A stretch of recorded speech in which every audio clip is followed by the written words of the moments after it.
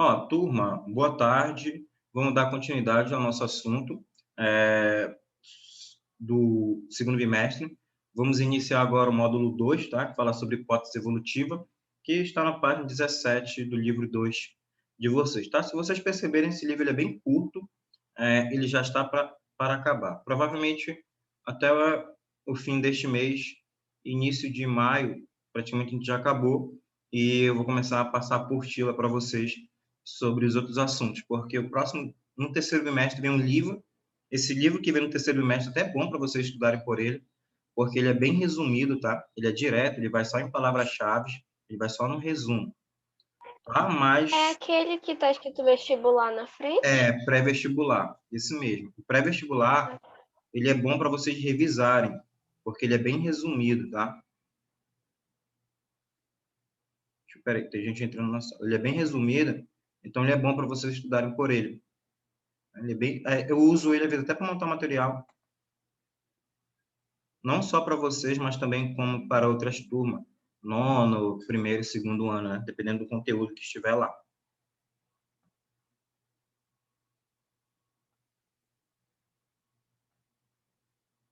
Eu queria dar zoom aqui, mas não estou conseguindo. Peraí, deixa eu pausar.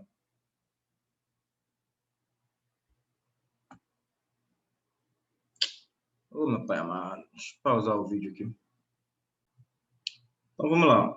Só mostrar duas questões aqui para vocês referente ao conteúdo do capítulo 1, módulo 1, que fala sobre bioética e organismo transgênico, tá? O organismo transgênico, a gente vai revisar também um pouquinho mais para frente, principalmente na parte do desequilíbrio ambiental. Quando a gente for estudar sobre ecologia, a gente vai ver de novo sobre os transgênicos, tá? E também quando vocês estudarem sobre bactérias. Ah, professor, mas por que bactérias? É porque tem, não só bactérias, mas como vírus, porque tem um mecanismo que ela faz, que é translocação, transdução, transformação.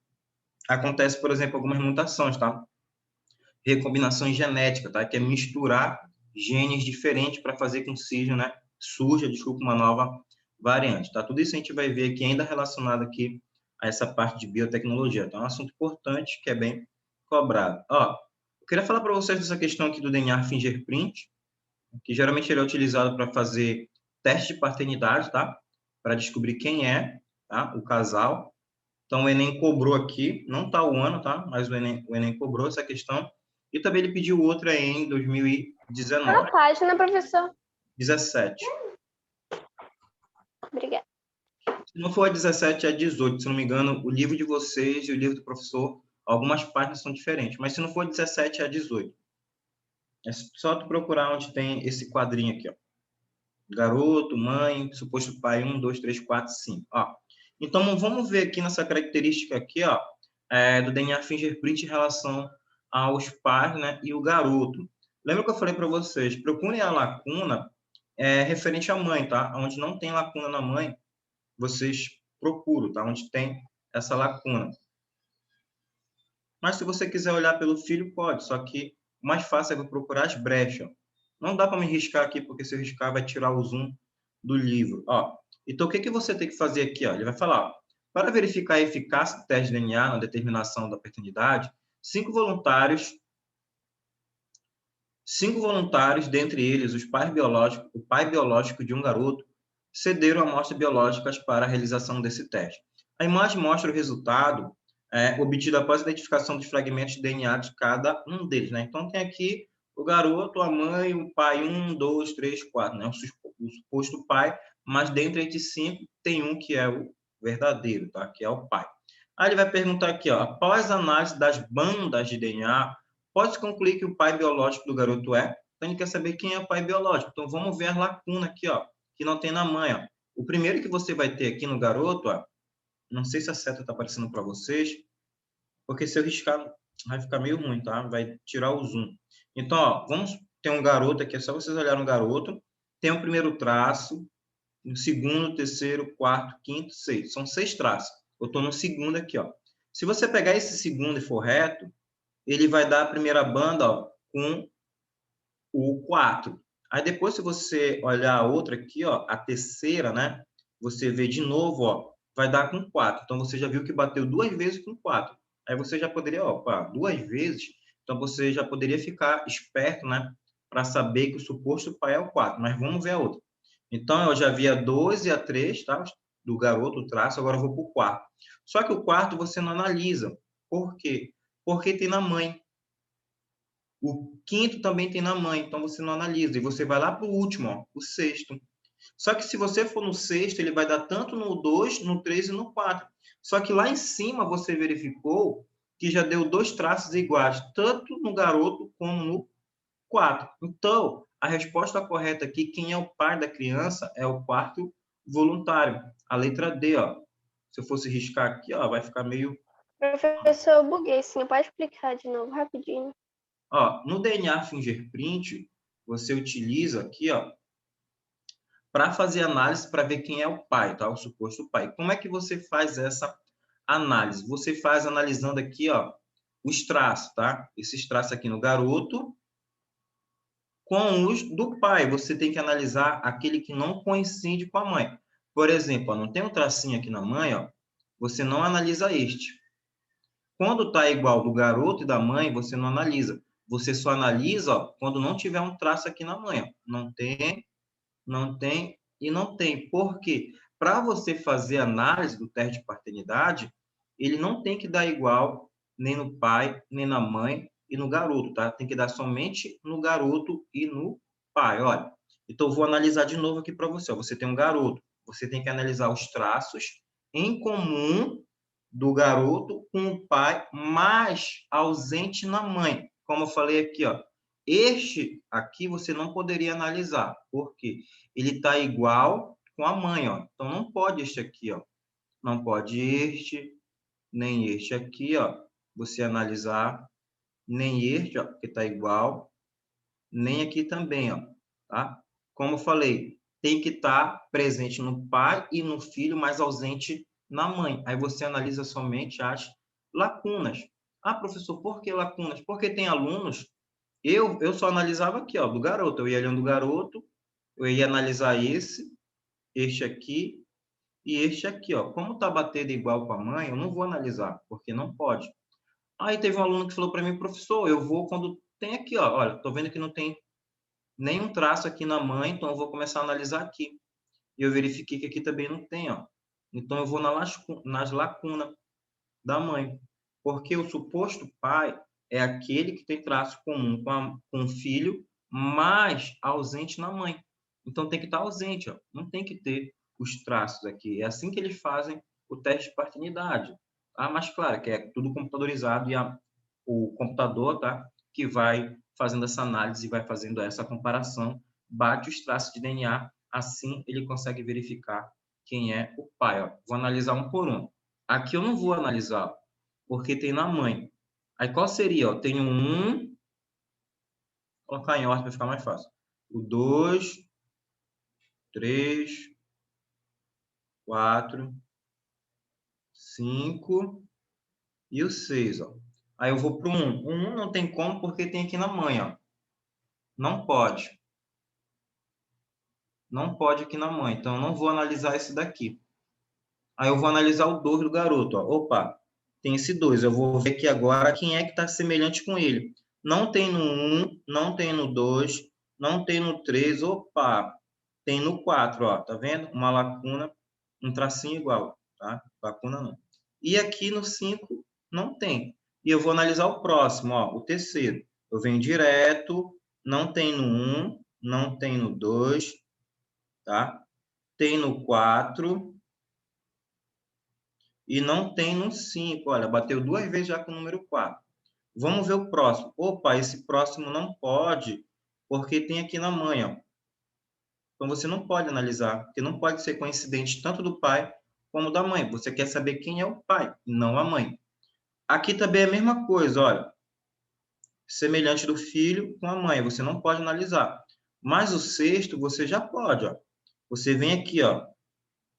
Opa, foi meio torto aqui.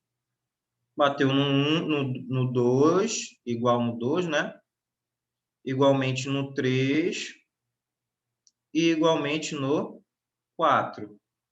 E no 5 não tem nada. O que aconteceu aqui? No último você verificou que está igual no 1, no 2, desculpa, no 3 e no 4. Só que se você verificar, os traços coincidiram mais com qual suposto pai? Com o voluntário 4, né? Então, você já sabe que o quarto é o pai.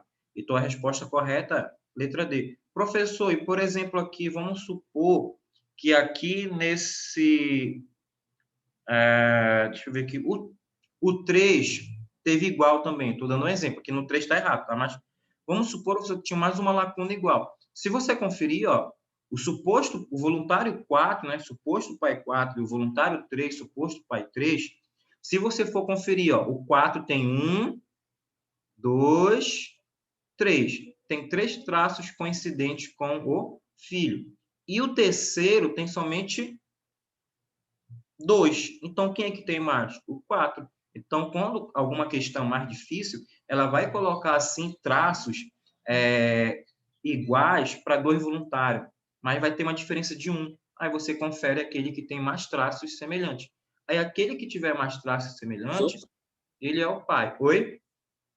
Desculpa interromper aí, mas esse daí já é o segundo bimestre já do módulo 1? Isso aqui é o módulo 1 do segundo bimestre, que é uma questão Tá, qual é a sobre página dele? página 17. Tá, professor, obrigado, hein. Desculpa Tá. interromper. Não, tranquilo. Qualquer dúvida, pode ligar o áudio aí e perguntar.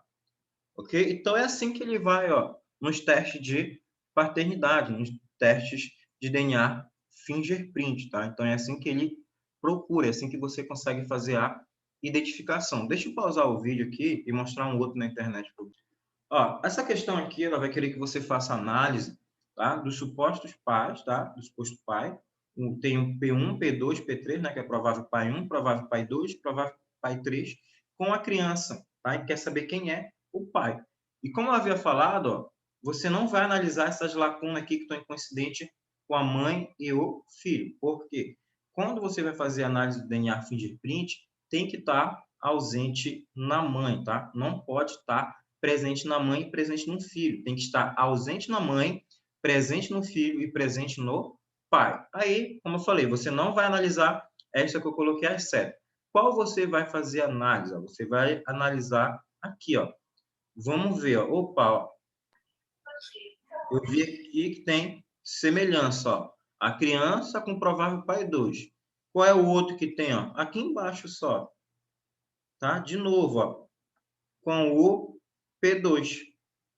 Os outros, professor, por que eu não vou analisar? Ó, aqui não tem nada, aqui também não tem nada, e aqui, ó, que tem, ó, neste daqui, você não pode analisar porque ele está coincidente com a mãe. A mesma coisa que esse aqui, ó. Não tem como analisar porque está batendo com a mãe. Aí vamos ver agora aqui, você já viu que é o P2, mas vamos ver o que a questão está pedindo, tá? As alternativas. Fala, é filha de P2? O que você viu aqui? Que né? Filha de P2. Só que aí você vai ver as outras também, tá? Não vai logo marcar assim, já de forma rápida, né? Como diz o pessoal, um taradão, né? Não no sentido pejorativo, tá? Mas com pressa, tá? Nem é filha de P1, nem de P2. Opa, você viu que tá igual em P2, mas... Então não pode ser, né? Essa questão tá errada. Porque você viu que tá igual em P2. C, é filha de P3? Não. Para ser filha de P2, tem que mostrar que mesmo padrão genético... Opa! Para ser filha de P2, teria que mostrar o mesmo padrão genético deste. Você poderia ficar em dúvida. Como assim? Eu não entendi. Aí você lê a E, é filha de P1. Não tem como. Por que você ficaria entre a A e a 2? A 2 porque você não iria entender o que ele falou lá. Teria que mostrar o mesmo padrão genético deste. Então, o que ele está dizendo? Mostrar o mesmo padrão deste. Ele ia querer que os mesmos traços Igual, né, professor? de P2 fosse igual. Como assim, professor? Aparecesse também aqui, ó. Tá? Aparecesse aqui. Era isso que ele queria, tá? Que aparecesse também. Mas não. Você tem que analisar os traços que são em comum. Senão, ele ia ver que ia ser até filho dessa mãe. Mas não, tá? Então, a resposta correta aqui seria a letra A. É filha de P2. Deixa eu ver se tem outra questão. A gente já continua. Tá? Deixa eu ver isso aqui. Isso aqui acho que é assunto. Esses blogs do Enem. assunto.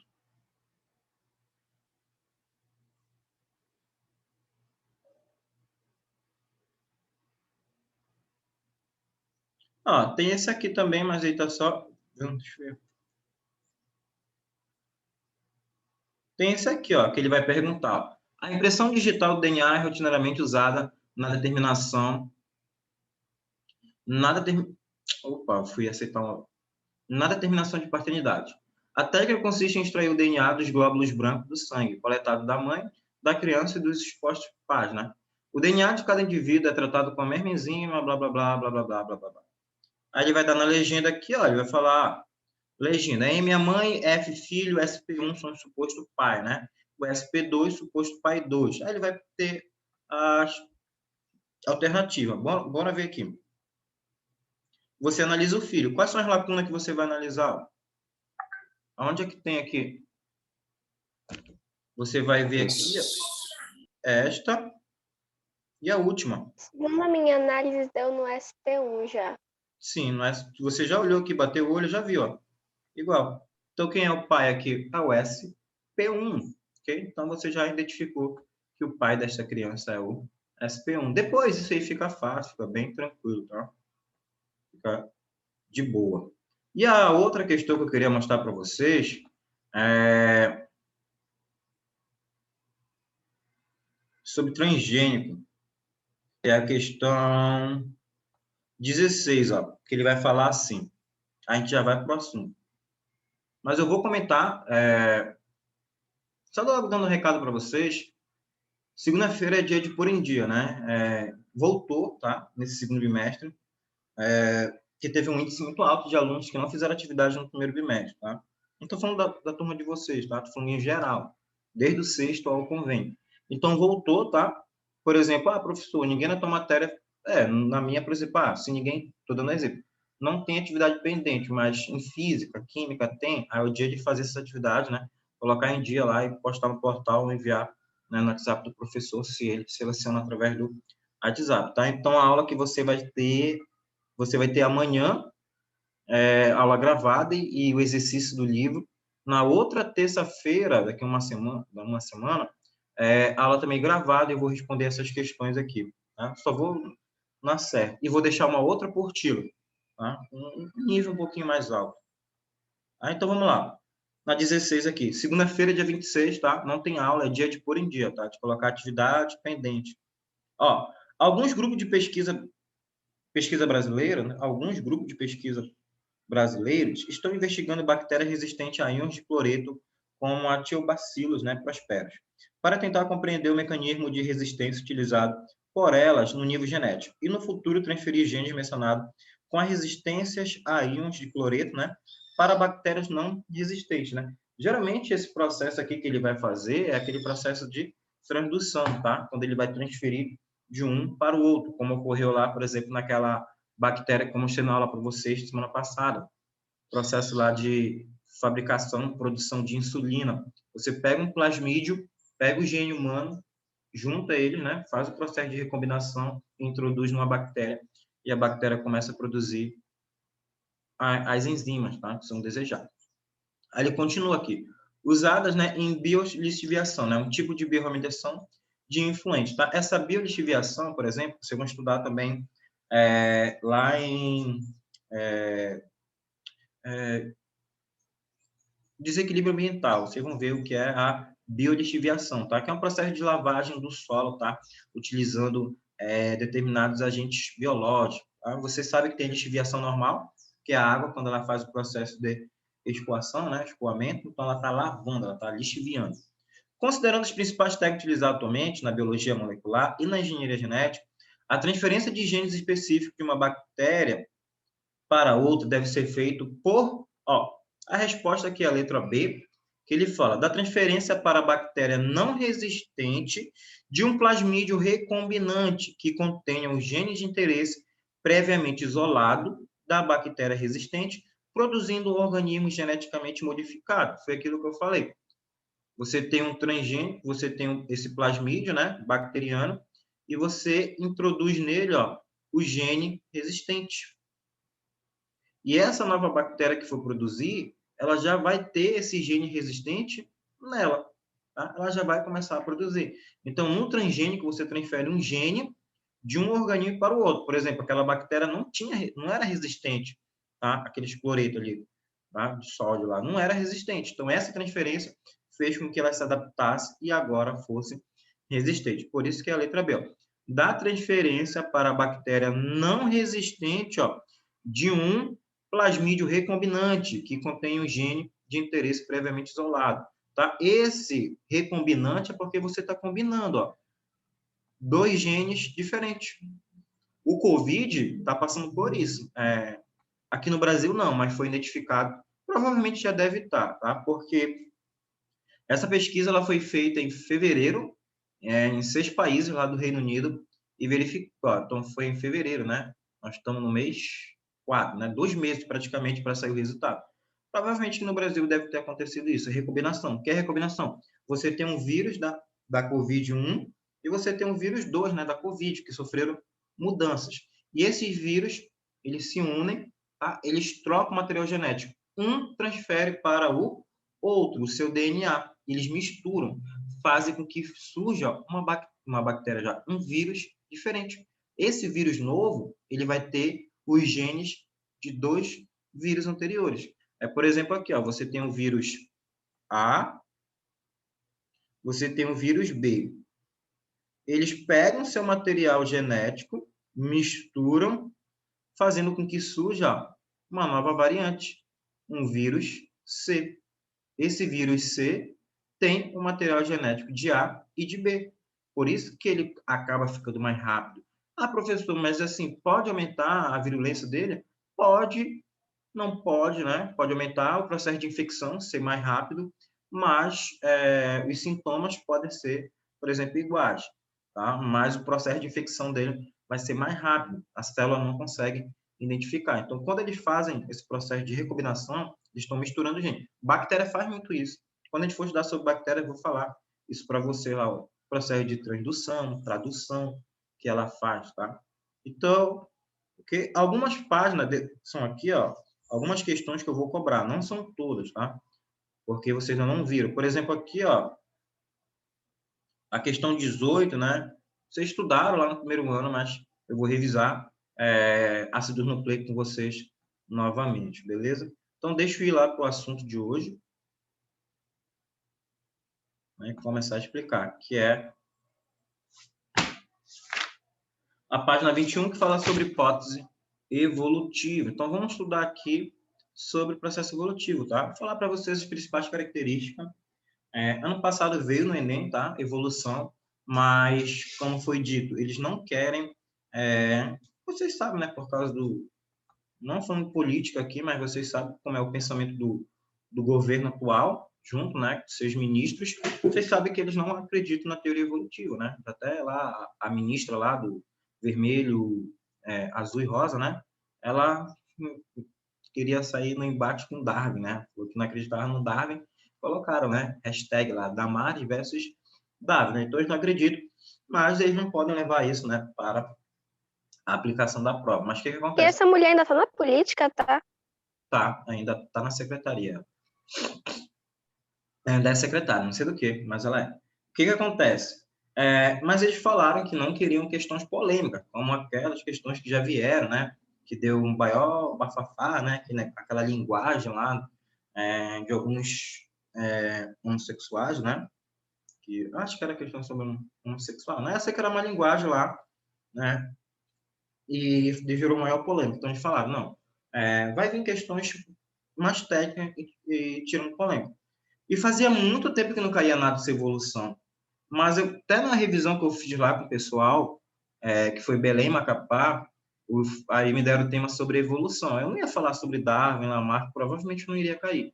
Aí qual era o assunto mais provável? Cair, especiação, recombinação, tá? Esse processo do neodarwinismo, que fala mais que um processo junto com genética, tá? Era mais fácil cair isso, tanto é que veio especiação. Para esse ano, pode vir de novo, não pode, né? A prova já está feita, então tem que ver temas relevantes nos últimos 7, 8 anos, tá? Mas se for vir, provavelmente não vem, tá? Que essa parte que ela é bem mais fácil, ela é bem mais tranquila. O que é melhor de se explorar é especiação, recombinação gênica, interrupção do fluxo gênico, efeito fundador. Isso são mais interessantes de falar do que você ficar preso aqui nas teorias dele. Mas vamos ver aqui, tá? Esse processo evolutivo. Essa imagem aqui, ela mostra exatamente do que fala a evolução, tá? Logo lá, quando Darwin falou que a gente tinha um ancestral em comum, né, com os macacos, ele falou que a gente não veio dos macacos, né? Ele falou que a gente tinha um ancestral em comum. Mas ele estava numa época, né, que a igreja, principalmente a igreja católica, era muito forte. Vocês sabem a história da igreja católica. Estudaram isso em história. Ela era muito forte, então você não poderia ir nada contra ela. Qualquer teoria, qualquer ideia que você fosse contra a Igreja Católica, você seria taxado, você poderia até ser enforcado, né, em praça pública. Então, quando Darwin, né, tanto é que ele demorou muito tempo, também teve as questões familiares dele, a morte da filha, né, ele casou com a prima dele, teve tudo isso, ele demorou muito, porque ele era religioso, ele tinha fé. Então, toda aquela ideia, todo aquele livro que ele construiu sobre a teoria das espécies ia contra as crenças dele. Ele demorou muito tempo para publicar, tá? Ficou pronto 5 anos, ele foi publicar depois, quase 30 anos lá depois. E quando ele publicou, a primeira imagem lá que o jornal britânico lançou foi o Darwin, a cara do Darwin no corpo de um macaco. Vai ter até uma questão para frente que você vai fazer isso daí. Por que colocaram? Porque eles pegaram o que o Darwin falou e distorceram. Ele falou, ó, há muito tempo atrás, tinha um ancestral em comum, né, que eles colocam AC, não é antes de Cristo, tá? É ancestral comum. E esse ancestral comum, ele originou 2 novas espécies, tá? De animais, onde você tinha os hominídeos e onde você tinha os outros pongis, né? Outros primatas aqui. Então ele falou, ó, o homem e o macaco têm semelhança, eles têm um ancestral em comum. Por causa das suas características anatômicas, eles vão ter semelhança. Aí falaram, ó, o Darwin falou que o homem veio do macaco, tá? Mas essa imagem, assim, ó, que eles colocam associando, né, que o homem evoluiu do macaco, tá errado, tá? O homem não veio do macaco. É por isso que as pessoas falam, se o homem veio do macaco, por que os macacos não estão virando homem? Né? É uma pergunta meio boba, né? Mas no final faz sentido, né? Por que o homem não tá, o macaco não tá virando homem? Se falam que essa ideia, né? Então é totalmente errado. Tá? Não falou que o homem veio do macaco, falou sim que tem um ancestral em comum. Tanto é que depois começaram a fazer teste de DNA e viram, né, que o chimpanzé e o ser humano têm cerca de 97% de genes de DNA semelhantes. Claro, a gente vai falar sobre teoria evolutiva, mas também a gente vai falar um pouco também mais para frente, tá? Sobre o ponto de vista divergente, né? Então, aqui, ó, a evolução é um processo de transformação hereditário. O que quer dizer isso? Que vai passando, né, características para novas gerações, tá? Então, aquele seu lá no passado passou característica para vocês que vocês poderão passar para nós, tá? E adaptações que vêm ocorrendo no ser vivo desde que surgiram no planeta Terra. Então, eles vão passar por essas transformações de característica, tá? As suas características ao longo do tempo vão mudar, e elas vão mudar porque tem que se adaptar ao ambiente. Caso você não se adapte, você não consegue sobreviver. Isso vai na nossa vida mesmo. Se você não se adaptar, por exemplo, a um colégio, você não quer ficar lá. Se você não se adapta ao mercado de trabalho, você não vai conseguir espaço lá. Então, tudo é questão de adaptação. Então, as espécies elas têm que se adaptar ao ambiente. E as questões hereditárias, as questões dos seus genes, elas, tá, implicam nessa adaptação, para essa sobrevivência, ok?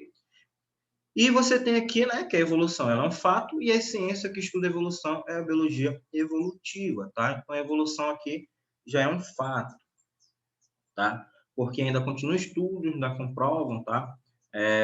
A sua teoria, tá? Mas ela já virou um fato. Aqui, ó. E nada em biologia faz sentido, exceto à luz da evolução, tá? Theodor Dobrzinski, tá? Em que ele fala aqui que a espécie humana está em constante evolução. Claro que pode ser uma evolução mais lenta ou pode ser um processo evolutivo mais rápido. Tanto é que ele fala que o próximo Homo sapiens será o Homo sapiens sapiens cibernético, que é a mistura de homem com máquina, mas daqui com 100 anos ou mais, tá? Que a próxima que eles falam é homem misturado com máquina, né? Tanto é que tem um bilionário aí, russo, que ele está gastando bilhões e bilhões e bilhões para tentar transferir o cérebro humano para um computador. Só que são infinitas, né? Ligações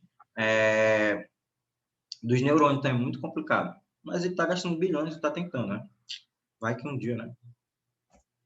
E continuando, tá? Antes do processo de se estudar as teorias evolutivas, para você saber como surgiu o ser vivo, tá? Tinha também a ideia do fixismo, tá? Que era baseada aqui pelos criacionistas. Só que nem todos os criacionistas, com o tempo, eles também erradicaram, tá?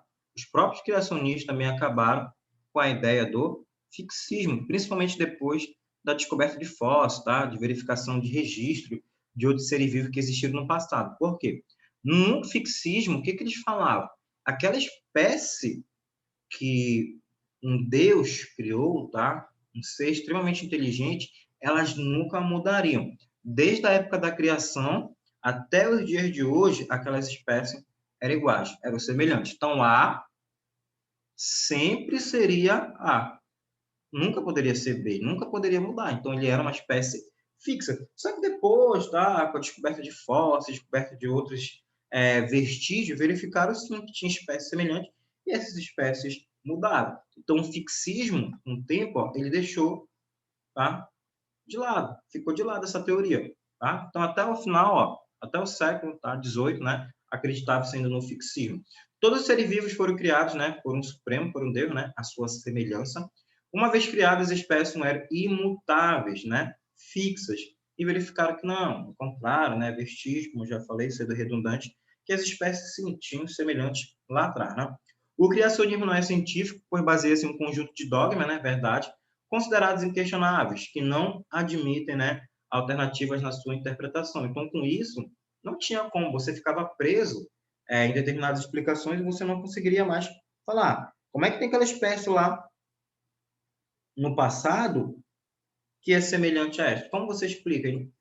Não teria como, entendeu? Então, o fixismo ele ficou de lado. Professor, hoje, no criacionismo, o que é que se baseia mais? Qual é a teoria? Hoje, turma, é o design inteligente, tá? E principalmente baseado no livro de Gênesis, okay? Na Bíblia. Então, hoje, a teoria, a ideia que é aceita, tá? Pelos criacionistas, é o design inteligente, que um Deus, né? Supremo, um ser extremamente inteligente, ele criou tudo, tá? Como se fosse um designer, colocando cada engrenagem em perfeito funcionamento, né? A Terra, como ela surgiu, a distância da Terra para o Sol, tá? a parte do magnetismo, né? A reflexão, a temperatura, os animais, o funcionamento do corpo humano, tudo interligado, todos os órgãos, um dependendo do outro. Então, pelo design inteligente, né, não tem como surgir do nada, tá? Surgiu do nada, não tinha como explicar. Então, para eles foi, tá? Um ser extremamente inteligente que, através, né, do seu design inteligente, ele foi criando, foi moldando, foi colocando cada peça no seu encaixe, tá? Então, hoje, Cresce está no design inteligente. E tanto é que hoje, né, tem cientistas, né, que são um design inteligente. E também a parte do criacionismo, design inteligente, eles não falam que não existe evolução. Para eles, existe. Tá? Vocês daram lá, muito tempo atrás, lá no nono ano, por exemplo, no primeiro ano, não lembro, que eles acreditam, por exemplo, teoria que sim, que as espécies elas evoluem, mas são microevoluções, são evoluções pequenas. Lembra lá do tipo básico? Como assim, professor, tipo básico? Só lembrar do cachorro. Você tinha lá, muito tempo atrás, um cachorro, né? Um animal parecido com um cachorro, e ele manteve, ele evoluiu, ele diversificou, foi surgindo espécies um pouco diferentes, mas manteve o tipo básico. Não foi aquela macroevolução, né? De um pequeno conservado, né? Uma célula com água, íons e alguns outros compostos, a partir desse conservado foi surgindo, né? Todos os seres que hoje existem, né? Todos os. Então, não acredito em macroevolução, e sim em micros, né? Micros evoluções, pequenas evoluções que ocorreram com as espécies, tá? E entrando aqui, essa parte que a gente vai voltar mais um tempo. Eu queria fazer essa aula junto com o pastor, mas não deu, mas eu vou ver se eu faço em outro momento com ele, tá? Vou explicar uma parte melhor aqui sobre também o criacionismo, tá? Fazer um debate. Então, vamos lá. O Lamarckismo, pessoal, foi o conde, né, de Lamarck, ele já foi um dos principais aqui a vir com teorias evolutivas. Tanto é que o Darwin também, ele baseou sua ideia muito nos pensamentos que o Lamarck deixou, tá? O que o Lamarck falava? O Lamarck, tá? como eu já falei, foi o início das ideias evolutivas, e a principal teoria dele aqui foi a teoria do uso e desuso e da lei das heranças dos caracteres adquiridos. Tanto é que o Darwin também ele se baseou muito aqui na lei das heranças dos caracteres adquiridos. Então, vamos ver aqui quais foram essas duas teorias dele, do uso e desuso e das heranças dos caracteres adquiridos. A lei do uso e desuso é aquela do pescoço da girafa, que as girafas, né, acabou o alimento, né, nas árvores mais baixas, só estava na copa. Então, aquelas, elas tinham que esticar, né? As girafas tinham que esticar. Quanto mais elas esticavam, quanto mais elas usavam, esse pescoço atrofiava, aumentava. E isso passava para os filhotes. Os filhotes já nasciam com pescoços maiores. Então, a lei do uso-desuso, quanto mais você utiliza um órgão, mais ele tem de aumentar, de se desenvolver. E aquele que você deixa de usar, ele iria o quê? Atrofiar. Com o tempo, ele iria perder a sua funcionalidade. Um exemplo que eu sempre falo é dos meninos. Se a lei do Darwin fosse verdade, o que aconteceria? Os meninos poderiam ter um braço maior que o outro, né? Praticando aquele ato libidinoso. Okay? Então, se funcionasse a lei do Lamarck, com certeza o menino teria um braço direito maior que o braço esquerdo. Por quê? Era a lei do uso e desuso. Utilizou mais um do que o outro, tá? Então, como ele fala aqui, ao contrário, né, se um órgão for pouco exigido, seu desuso, ele tende, né, a atrofiar. Olha aqui um marombeiro. Se analisarmos o tecido muscular de fato, isso ocorre. O uso intenso do tecido causa hipertrofia e o desuso prolongado leva à atrofia. Então, se você não exercitar, se você não praticar, com certeza ele vai atrofiar ou hipertrofiar. Só que o que acontece aqui? Só que você não vai perder a sua funcionalidade, tá? Se você deixar de utilizá-la. Só fechar a janela aqui rapidinho.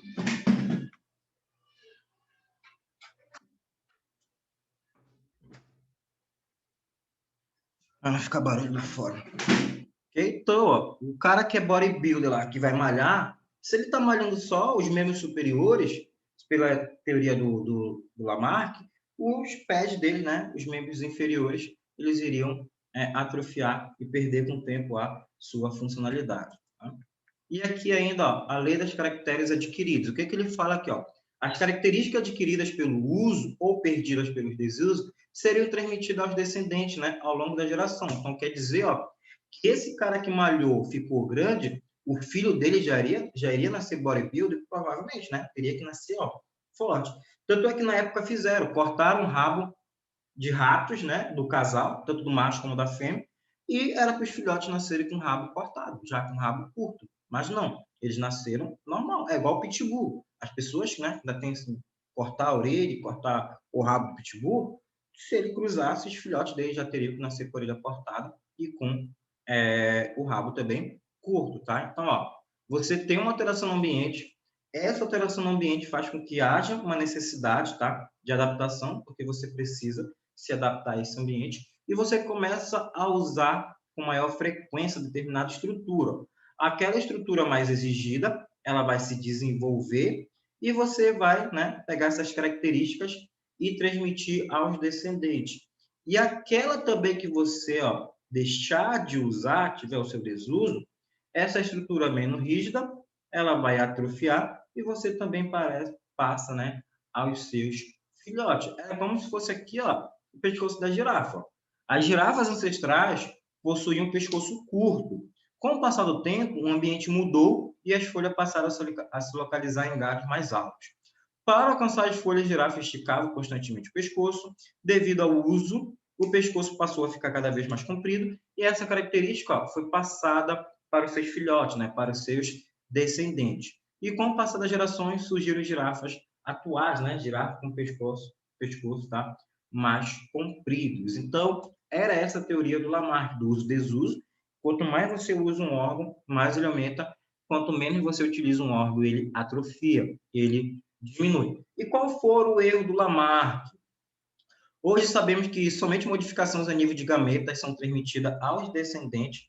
Então, o que quer dizer, professor? Se o cara malhar aqui, esse casal bodybuilder aqui, no pain, no gain, o filho já teria que nascer, moleque marombeiro, né? Filho do Chuck Norris aqui, forte. Então já teria. Nasceria prodígio já, né, professor? Então nasceria assim, ó, bombado, né? Cheio de whey protein, nasceria grande. Não. O que que acontece? Não são modificações estruturais. Vai modificar no seu gameta. Por exemplo, lá, vou falar uma coisa diferente lá que eu falei para vocês na biotecnologia. Eu vou pegar lá, né, ó, aquele embrião, né, que já foi fecundado, e eu vou mudar em laboratório algumas características dele. Eu vou selecionar que ele tem olhos azuis. Eu vou selecionar que ele tenha cabelo liso. Eu vou selecionar que ele Professor, doenças hereditárias. Então, ó, você mudou aqui, ó, quando ele era embrião, característica genética. Então, ele vai nascer lá. As características que você desejou, olhos azuis, sem diabetes, né? Vamos supor que na família dele tem caso hereditário, cabelo mais liso, tá? Então, você poderia modificar. Então, é a nível, tá, ó, em células somáticas, tá? Somente nas células somáticas e germinativas, aqui, ó, nos gametas que há as alterações, as mutações. Fala, Marcos. a ganhadora do prêmio Nobel, né? Ela teve uma parada envolvida com genética, né? Também, Sim, que é envolvendo justamente esse negócio de mexer com gametas e tal, ainda no nível de embrião e tal. sim, ela está tentando descobrir doenças, cura para determinadas doenças, principalmente para o Alzheimer. Tá? É bem interessante a história dela lá. Talvez, olha, venha. Olha, essa é uma boa questão. Pode até vir. Eu pensava que essa questão vinha no passado, mas não veio. Talvez a prova já está feita do Enem, viu? Ela já tá feita. Pode até vir, porque é a atualidade.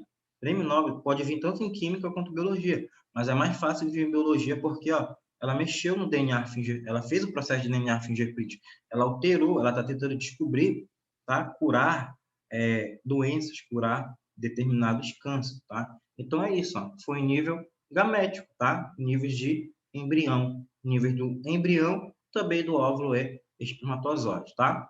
E dessa maneira, voltando aqui, ó, no trecho, dessa maneira, características adquiridas ou perdidas durante a vida de um organismo não são atrofiadas descendentes. Já pensou um cara lá que é tetraplégico, não tem nenhum movimento? O filho dele deveria nascer tetraplégico? Não. Uma pessoa cega, o filho vai nascer cego? Não. Pode ser que sim, pode ser que não. Duas pessoas que têm síndrome de Down, necessariamente o filho vai nascer com síndrome de Down? Não. Então, nem tudo é herdado, tá? Não vai ser totalmente, o cara não tem duas pernas, o filho dele vai nascer sem duas pernas? Não. Então, não vai. Tem um casal lá que não tem duas pernas. Perderam lá, não sei como, os dois perderam as pernas.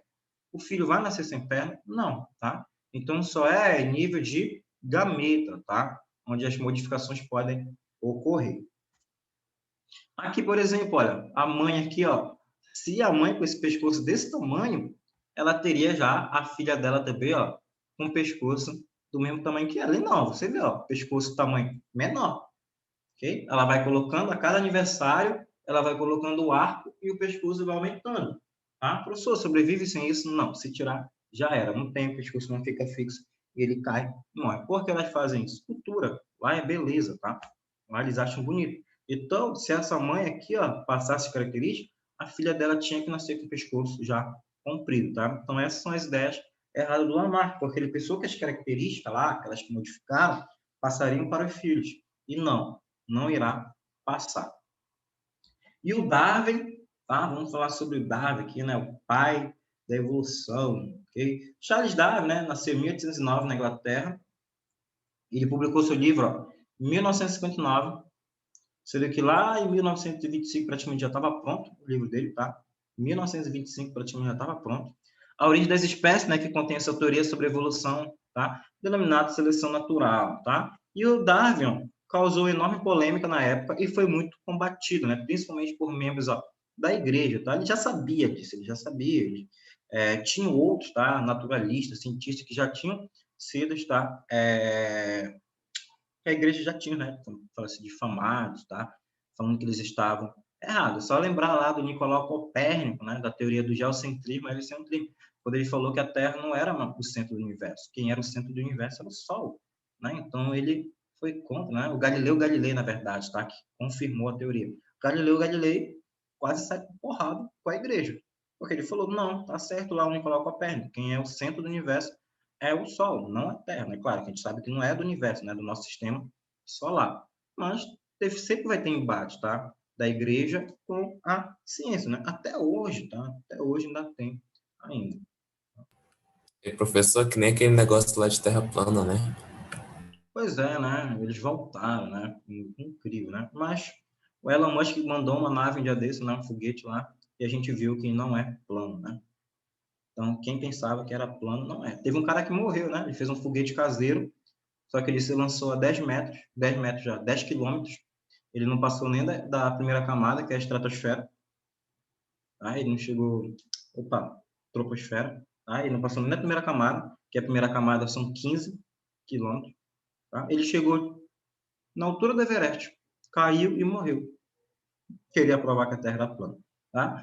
E a viagem ó, do Darwin pelo mundo, tá? O Darwin partiu ó, da Inglaterra, a bordo do navio inglês, ó, o Beagle, né? E viajou durante 5 anos, onde passou aqui por várias ilhas, né? Passou por Açores, Cabo Verde, passou pelo Brasil 2 vezes, tá? Passou pelo Rio de Janeiro, mas ele se encantou muito lá na Bahia e também aqui na Argentina, principalmente lá na Patagônia, tá? Então ele passou para Argentina, Galápagos, tá? Onde a teoria dele foi importantíssima. Passou por ilhas na Oceania, tá? Então ele deu praticamente uma volta no mundo, tá? Aqui na nossa Terra, e onde ele foi conhecendo diversos locais.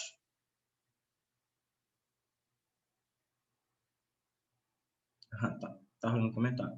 Quem então ele conheceu, tão importante por ele foi onde, ó? Quando ele passou aqui por Madagascar, e principalmente quando ele passou aqui, ó, pela Ilha de Galápagos, e também quando ele passou aqui na Patagônia, tá? Na Argentina, onde ele achou um fóssil de um tatu gigante. Ele falou, opa, esse fóssil de um tatu gigante parece os tatus atuais. Muito semelhante. Era a mesma coisa, só que era um tatu de 2 metros, quase 3 metros de altura. Em Galápagos, quando ele viu os tentilhões, que ele viu que lá em Galápagos tem ilhas diferentes. E essas ilhas diferentes você tinha espécies semelhantes. E essas espécies semelhantes tinham diferenças. Qual era a diferença? No seu bico. Porque cada uma se adaptava ao tipo de alimento que aquela ilha proporcionava a esses animais. Então, se você tinha, por exemplo, comer larvas em tronco, você tinha que ter um bico mais fino e mais forte. Se você for comer frutas, era um bico maior e mais grosso, né? Então varia, tá? De cada alimento que aquele pássaro iria comer, tá? Aonde ele estava. E ainda aqui, ó, o Darwinismo é a teoria da seleção natural, tá? Proposta por Charles Darwin. O que ele falou aqui no processo de seleção natural? Entre os indivíduos de uma mesma espécie, existem diferenças, claro. Ninguém é igual, tá? Sempre haverá diferença entre os seres vivos, ok? Então, ó, entre os indivíduos de uma mesma espécie existem diferenças. O meio ambiente está em contínua mudança, tá? Então, o ambiente ele muda. E quando o ambiente muda, ele faz com que seja selecionado características favoráveis daqueles indivíduos. Caso você não venha a sobreviver, você vai morrer. Por isso que ele falou aqui, ó. Existem espécies, ó, diferentes. Porque o ambiente, quando ele muda, quando esse ambiente muda, ele vai selecionar uma dessas duas espécies. Uma vai sobreviver e a outra não, né? E o recurso do meio são escassos, tá? E os indivíduos competem entre si. A gente vai ver isso sobre dinâmica de população. Não tem recurso para todos, tá? Só você vê aqui na Terra também. Não há emprego para todo, né? Há brigas, né? É escasso, tá? Então, ó, os recursos, tá? Alimento, moradia, abrigo é escasso. Então, aqueles indivíduos vão brigar e aquele que ganhar vai sobreviver, vai ter onde se proteger. E o meio ambiente exerce, ó, uma pressão que exclui aqueles indivíduos menos adaptados, né? E mantém aqueles, né, mais aptos. Eu não vi toda a conversa, tá? Vou até tentar ler, vou tentar procurar esses tweets.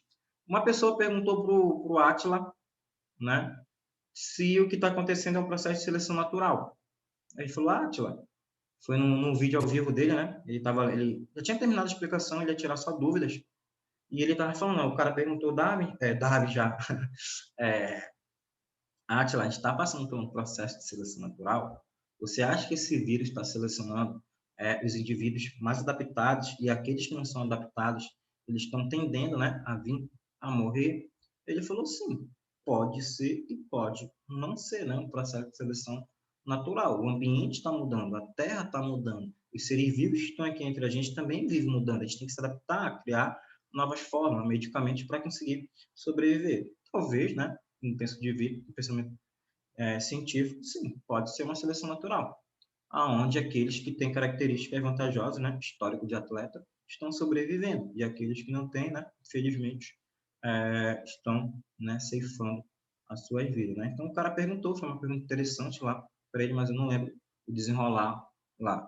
Então, ó, você, numa população de espécie, ó, você tem aqui, ó, espécies iguais, só que entre elas você vê que tem diferenças, tem variações. O que acontece aqui, ó? Variedades menos adaptadas, né? A vermelha e verde, e o pretinho aqui é a variedade mais adaptada. Pressão ambiental, seleção natural, então vai passar por um processo aqui de mudança do ambiente.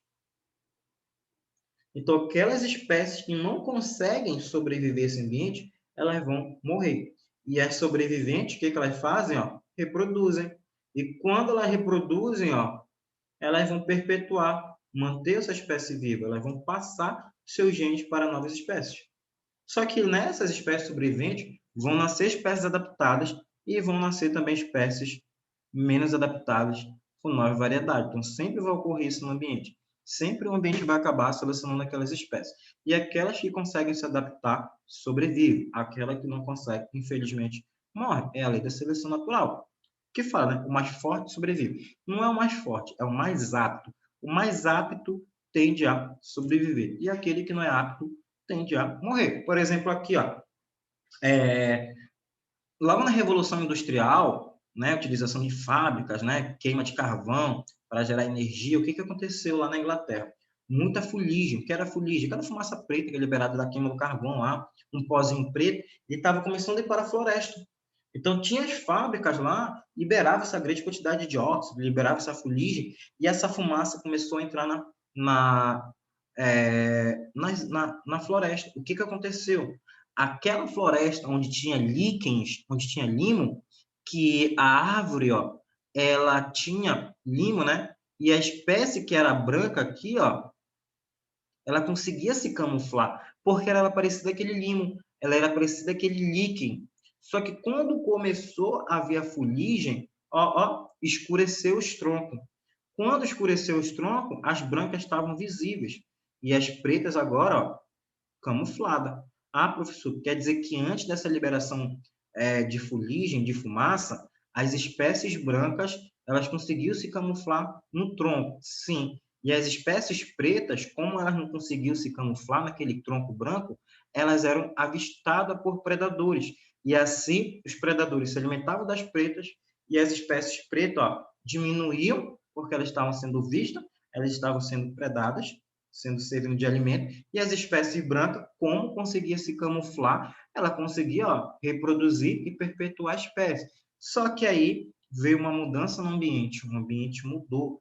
Agora, aquela fumaça cobriu todo o tronco, fazendo com que aqueles limos morressem, ficassem preto. E agora, o que aconteceu? As espécies pretas, que estavam em menor número, começaram a se camuflar, não começaram a ser vistas, e elas começaram a reproduzir. Então, a espécie preta aumentou de população. E a branca, que antes era alta, agora lá está sendo avistada. Os predadores estão lá, vendo ela. Vão começar a se alimentar dessas brancas e o número dela, com o tempo, vai diminuir. Então, acontece isso no ambiente, tá? Há uma mudança, mudou. Aquela que tiver uma vantagem tende a sobreviver, aquela que não tem, não. Então, aqui, ó, na luta pela vida, organismo com variações favoráveis às condições do ambiente, onde vive, né, tem maiores chances de sobreviver, quando comparado aos organismos com variações menos favoráveis. Ao longo das gerações, a atuação da seleção natural sobre os indivíduos mantém, né, ou melhora o grau de adaptação deste ambiente. O organismo com variações vantajosas, né, tem maior chance de deixar descendentes, e aquele que não tem, infelizmente, vai morrer, tá?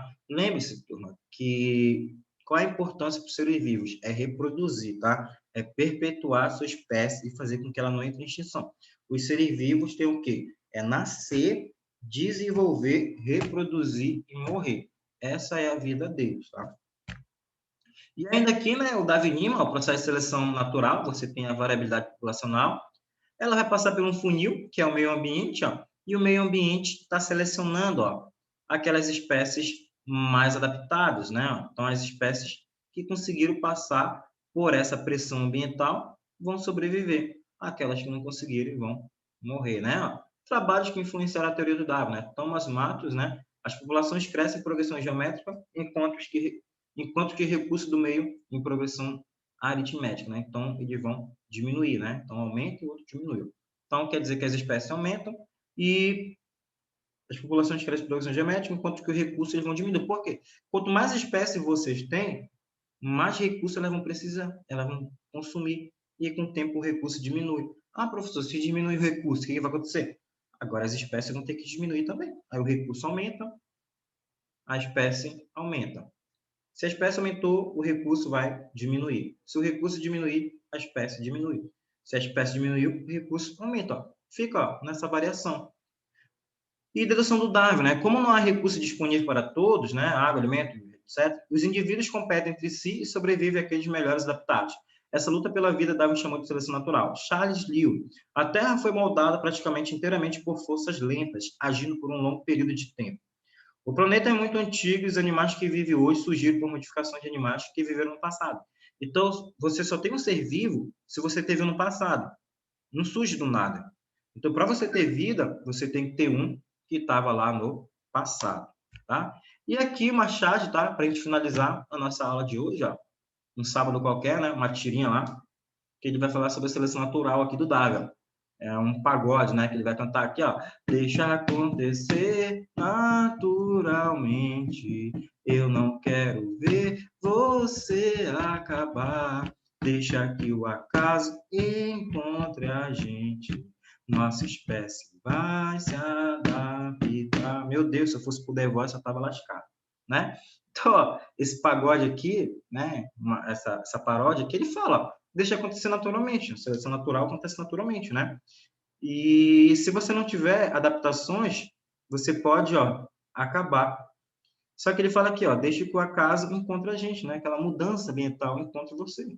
E você tem que se adaptar, ó. Nossa espécie vai se adaptar. Se você não se adaptar, já o era. Ainda aqui, ó, uma diferença entre o Darwin e o Lamarck. O Darwin fala assim, ó, o ambiente, causa das transformações, o Darwin, ambiente seleciona as transformações. Então, o Lamarck falava que o ambiente iria causar as transformações, né? Fazendo com que a girafa lá, por exemplo, esticasse o pescoço. Já o Darwin não, ele fala que o ambiente vai selecionar. Se fosse pelo pensamento do Lamarck, todas as espécies iriam se adaptar, né? Então, nenhum iria sofrer pela mudança no ambiente, tá? E o ambiente, né, seleciona as transformações. Então, aquelas espécies que têm características favoráveis irão sobreviver. Pensa assim, ó, um castor. Um castor tem dentes afiados e o outro não tem dentes afiados. Aquela floresta começou a mudar, começou a ter troncos mais duros. Então, o que aconteceu? Aquele castor que tinha dentes mais afiados, mais fortes, conseguia derrubar e depois fazer sua represa.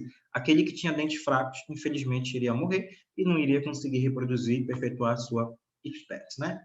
E aqui, ó, a ideia da ancestralidade comum. Todos os seres vivos do planeta Terra descendem do mesmo ancestral comum. Então, Darwin fala que lá, muito tempo atrás, né, a long time ago, existia uma espécie que, a partir dela, foram surgindo todas as que temos hoje, né? E o que Darwin não sabia explicar? Pô, ficou meio estranho aqui, tá? Ficou uma letra por cima da outra. Como surgem as variabilidades? Ele não sabia explicar de forma genética.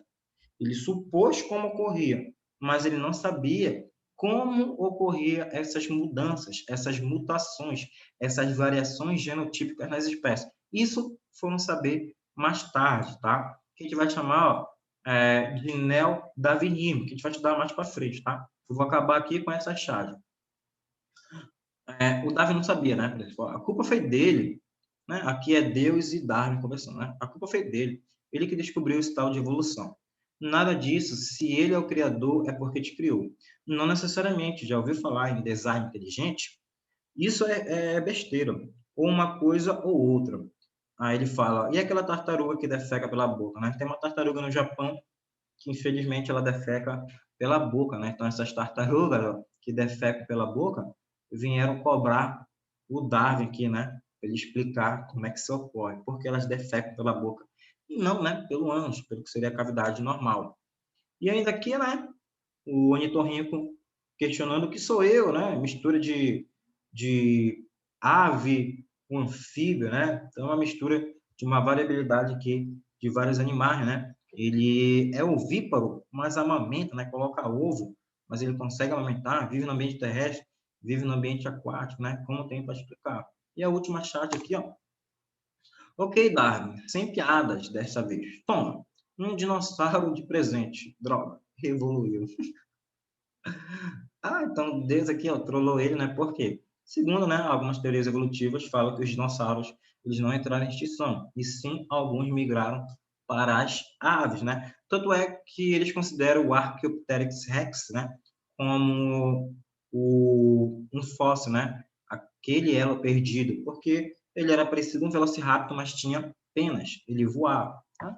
E a seleção natural? A seleção sexual. A seleção sexual é quando uma espécie seleciona o parceiro, tá? Que ela quer selecionar, quer reproduzir. Então, ela não vai escolher qualquer um. Ela vai Professor, escolher... Oi? por que esse pássaro tem esse peitão aí? Ele cantar, fazer um canto. Quanto mais alto, Charme. mais atraente. Isso mesmo. Então, ó, a seleção sexual, né, é o sucesso reprodutivo diferencial, né, devido a variações entre indivíduos de número de cópulas. Então, ó, se o indivíduo não deixa filhote, isso equivale à morte genética dos seus genes, é extinção. Então, tem alguns que vão ter o canto, ó, por exemplo, esse aqui, ó, ele consegue encher aqui, né, o papo dele, ó, e cantar mais alto, chegar, né, em locais mais longe e assim Professor, atrair uma fêmea. Oi? se eu puder tirar o print, provavelmente a Ana Clara ela vai para academia agora nesse horário. Tá, tudo bem. Vou mandar esse slide para vocês depois. A agressividade e força física. Tem indivíduos que se interessam, né? Vai atrair aquele mais forte. Você já deve ter visto no reino animal vídeos por aí, a fêmea olhando e dois machos brigando, né? Dois machos, aqueles gnu, né? Lá na África, lá, batendo cabeça um com o outro. E aquele que fica ferido pode vir a morrer. E aquele que ganhou vai conseguir a fêmea. Isso acontece aqui, ó, com babuíno. Tem uma curiosidade, acho que eu já até falei isso para vocês, dos orangotango. O orangotango, ele tem agressividade e força física, só que quando um perde, tem que ter relação homoafetiva com aquele que ganhou. Então, aquele que perdeu, infelizmente, né, tem que se relacionar, além de perder a fêmea, ainda perde outra coisa, né, que vai ter que ir com o macho que ganhou. Plumagem colorida, ó. Então, se você for ver no reino animal, principalmente pássaros, quem é bonito? O macho, a fêmea não, a fêmea, ó, olha aqui, ó. Olha o macho aqui, ó. Plumagem dele, ó, totalmente colorida, né? Esse azul aqui, ó, né? Em forma de LED. Olha como é a fêmea aqui, ó. Porque a fêmea não precisa. Quem precisa é o macho para atrair, fazer um canto, dançar, fazer, né, tudo lá, fazer um abrigo, mostrar ser forte. Então, a seleção sexual é quando a fêmea seleciona, tá, aquele indivíduo com as características mais vantajosas para ele conseguir reproduzir. Aquele que não tiver característica vantajosa, professor, infelizmente, irá morrer, tá? Não vai conseguir perpetuar, não vai conseguir reproduzir. É isso que acontece, tá, no ambiente. Lembre-se que a nossa questão reprodutiva mudou. Hoje, a reprodução do ser humano, ela tem mais a ver com afetividade, carinho, né, troca de prazer, do que criar, gerar descendentes, tá? O reino animal, não. É perpetuar, quanto mais filho para eles, melhor.